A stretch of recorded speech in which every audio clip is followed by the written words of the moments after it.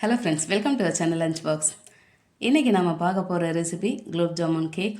சாதாரணமாகவே கேக்குன்ற பேரை கேட்கும்போதே நாம் டெம்ப்ட் ஆகுமா இல்லையான்னு தெரியாது. ஆனால் இந்த குலோப் ஜாமுன்ற பேரை கேட்கும்போதே எல்லாருமே டெம்ப்ட் ஆகிடுவோம்.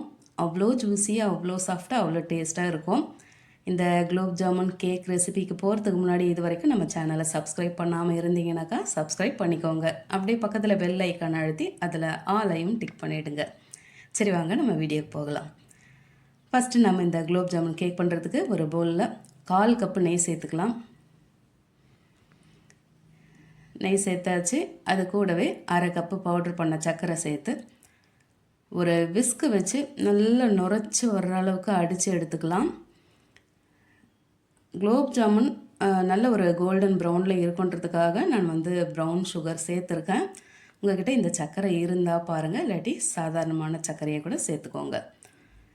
இதை பாருங்கள், நல்ல க்ரீம் மாதிரி நல்லா ஸ்மூத்தாக அடித்து எடுத்தாச்சு. நமக்கு எந்த அளவுக்கு நம்ம அது நல்லா நைஸாக அடித்து எடுக்கிறோமோ அந்தளவுக்கு கேக்கு நமக்கு நல்லா சாஃப்டாக கிடைக்கும்.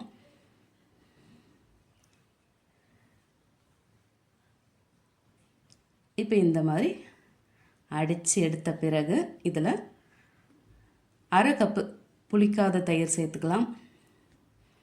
அது கூடவே 2 ட்ராப்ஸ் போல் ரோஸ் எசன்ஸ், 1/2 ஸ்பூன் ஏலக்காய் தூள்,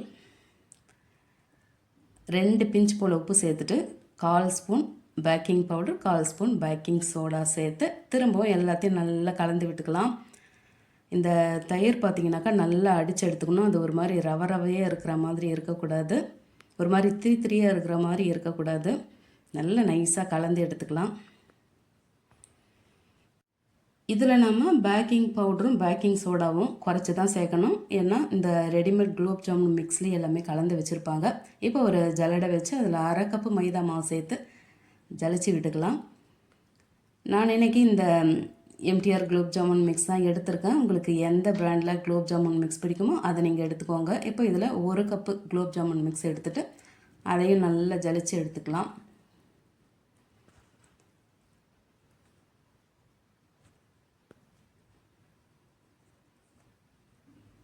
ஜலிச்சு எடுத்தாச்சு.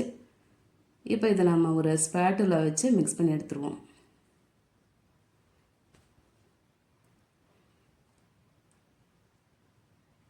இந்த மாதிரி கலந்த பிறகு இதில் பால் கொஞ்சம் கொஞ்சமாக சேர்த்து நம்ம கட்டிகள் இல்லாமல் மிக்ஸ் பண்ணி எடுத்துருவோம். இதுக்கு நான் மொத்தமாக 1 கப்பு பால் எடுத்தேன். நீங்கள் அந்த பேட்டரோட கன்சிஸ்டன்சியை பார்த்துட்டு பால் அளவு பார்த்து சேர்த்துக்கோங்க.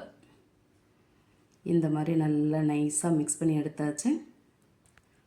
இப்போ இதை நம்ம ஏற்கனவே ரெடியாக வச்சுருக்க இந்த கேக் டின்னில் சேர்த்துட்டு நான் நெய் தடவிட்டு அதுக்கு மேலே பட்டர் ஷீட்டு வச்சு அதுக்கு மேலே நெய் தடவி வச்சுருக்கேன். இப்போ அதில் இந்த பேட்டர் சேர்த்தாச்சு. ஒரு முறை அப்படியே நம்ம தட்டி விட்டுக்கலாம்.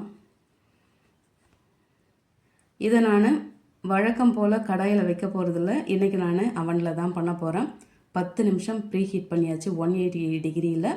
இப்போ இதை நம்ம திரும்பவும் 180 டிகிரியில் 40 நிமிஷத்துக்கு பேக் பண்ணி எடுக்க போகிறோம். எனக்கு மேலே அந்த குலோப் ஜாமுன் கலர் மாதிரி ஒரு கோல்டன் ப்ரௌன் கிடைக்கணுன்றதுக்காக இதை அவன்லேயே வச்சு எடுத்தாச்சு. அவ்வளோதான், நம்மளோட கேக்கு வெந்து வந்தாச்சு. இப்போ இதை நம்ம ஒரு தட்டுக்கு மாற்றிட்டு அதில் இருக்க அந்த பட்டர் ஷீட்டை ரிமூவ் பண்ணிக்கலாம்.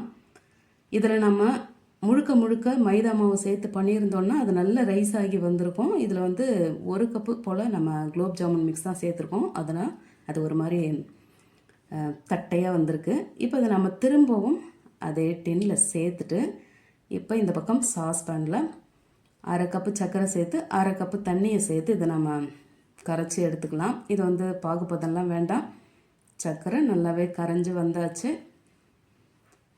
இப்போ நம்ம இந்த சுகர் சிரப்பை இறக்கி வச்சுருவோம். இறக்கி வச்சாச்சு. அது லைட்டாக ஆறின பிறகு திரும்பவும் 2 ட்ராப்ஸ் போல் ரோஸ் எசன்ஸ் சேர்த்துட்டு அது ஒரு முறை நல்லா கலந்துட்டு இந்த பக்கம் நம்ம ரெடி பண்ணி வச்சுருக்க அந்த கேக்கில் அப்படியே ஊற்றி விட்டுக்கலாம்.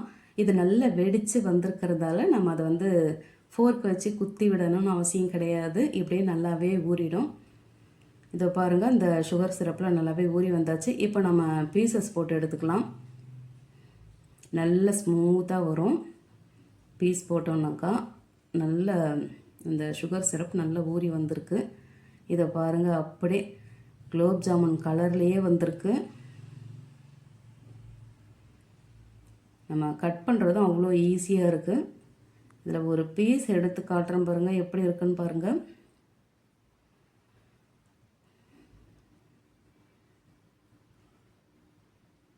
இதை பாருங்கள், பார்க்கவே எத்தனை சூப்பராக இருக்குது. நல்ல நாம் எப்பவுமே குலோப் ஜாமுனாக குண்டு குண்டாக தான் சாப்பிட்ருக்கோம்.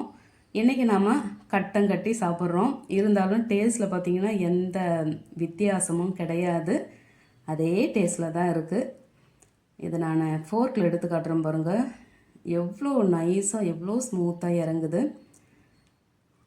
வாயில் போட்டதுமே கரைஞ்சி போகிற இந்த கட்டம் கட்டின குலோப் ஜாமுன் கேக்கை நீங்களும் செய்து சாப்பிட்டு எப்படி இருந்ததுன்னு மறக்காமல் கமெண்ட்டில் சொல்லுங்கள். ரெசிபி பிடிச்சிருந்தா லைக் பண்ணிவிட்டு அப்படியே நம்ம சேனலையும் சப்ஸ்கிரைப் பண்ணி பக்கத்தில் பெல் ஐக்கான் அழுத்தி அதில் ஆலையும் டிக் பண்ணிக்கோங்க.